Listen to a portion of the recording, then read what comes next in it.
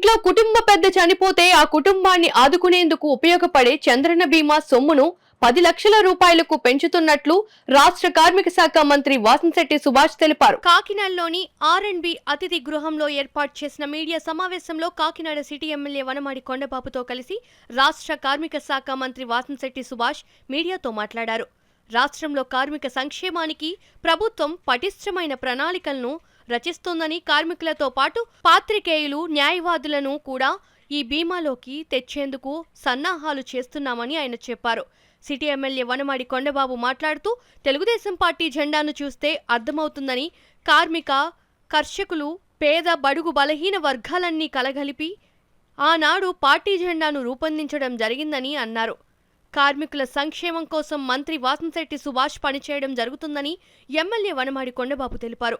ఈ సమావేశంలో టీడీపీ నగర అధ్యక్షులు మల్లిపూడి వీరు, జిల్లా తెలుగుదేశం పార్టీ ప్రధాన కార్యదర్శి పెంకె శ్రీనివాస్ బాబా, బీసీ సంఘాల నాయకులు పప్పు దుర్గా రమేష్, సుందరపల్లి గోపాలకృష్ణ, అనసూరి సతీష్, గణేష్, కార్మిక శాఖ అధికారులు తదితరులు పాల్గొన్నారు. కుటుంబంలో ఎంతమంది ఉంటే అంతమందికి కూడా వర్తించేలాగా చంద్రన్న చేస్తే, మరి జగన్మోహన్ రెడ్డి కుటుంబానికి ఇంటి పెద్దకు మాత్రమే వర్తిస్తుందని చెప్పి రూల్ పెట్టడం, అదేవిధంగా 2014-19 గాను 2,55,00,000 లబ్ధిదారులకి మరి చంద్రన్న బీమా వర్తించింది. అలాగే ఈ జగన్మోహన్ రెడ్డి ప్రభుత్వంలో కేవలం 1,25,00,000 మందికి మాత్రమే ఈ యొక్క చంద్రన్న బీమా అందజేయడం జరిగింది.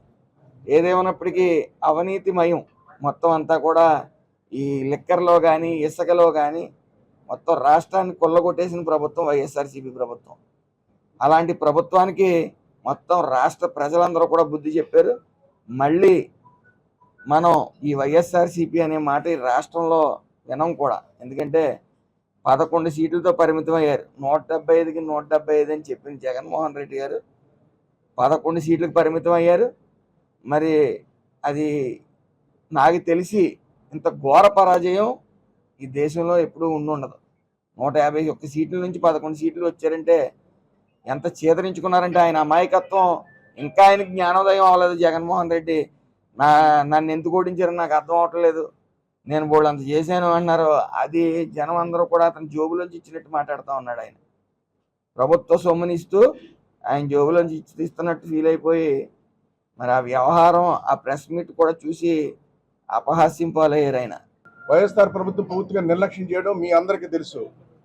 కార్మికులకు పని లేకుండా పోయింది ఈ రాష్ట్రంలో. భవన నిర్మాణానికి కార్మికులకు పని లేదు.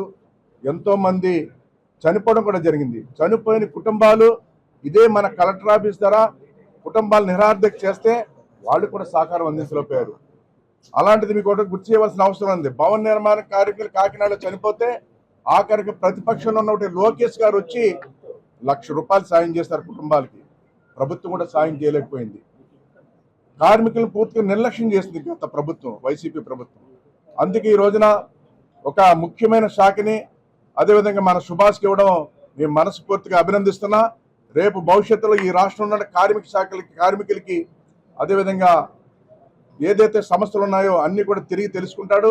తెలుసుకున్న తర్వాత ప్రతిదీ కూడా క్యాబినెట్లో పెట్టి కార్మిక శాఖకి గౌరవం తీసుకొస్తాడు. కార్మికులు న్యాయం జరుగుతుంది. చంద్రన్న బీమా మళ్ళీ ఎక్కడ చంద్రన్న బీమాలు పెండింగ్ ఉన్నాయో, ఎక్కడైతే ఆగిపోయినాయో అన్నీ కూడా మళ్ళీ అది అందరికీ అందేలా చేస్తారు. అదేవిధంగా చూసుకున్నట్టయితే కార్మిక శాఖలో ఇప్పుడు చెప్పినట్టుగా చాలా చోట్ల అన్యాయం జరిగితే పట్టించుకున్న నాదులు లేదని. ఇప్పుడు అలా ఉండదు. మొట్టమొదటిగా తనే వెళ్ళి విజిట్ చేసి ఎక్కడ సమస్య ఉన్న సమస్యలు తెలుసుకుని రాష్ట్ర వ్యాప్తంగా కార్మికులకు అండగా ఉండి కార్మికులు బాగుండేలా చూసి కార్మికుడు బాగుంటేనే రాష్ట్రం బాగుంటుంది. ఆ విధంగా కార్మికుడు బాగుండేలాగా ఈ ప్రభుత్వం పనిచేస్తుంది. కార్మిక శాఖ మళ్ళీ పూర్వవైభవం తీసుకొస్తారని సుభాష్ ద్వారా తెలియజేస్తానని సందర్భంగా తెలియజేస్తున్నాను.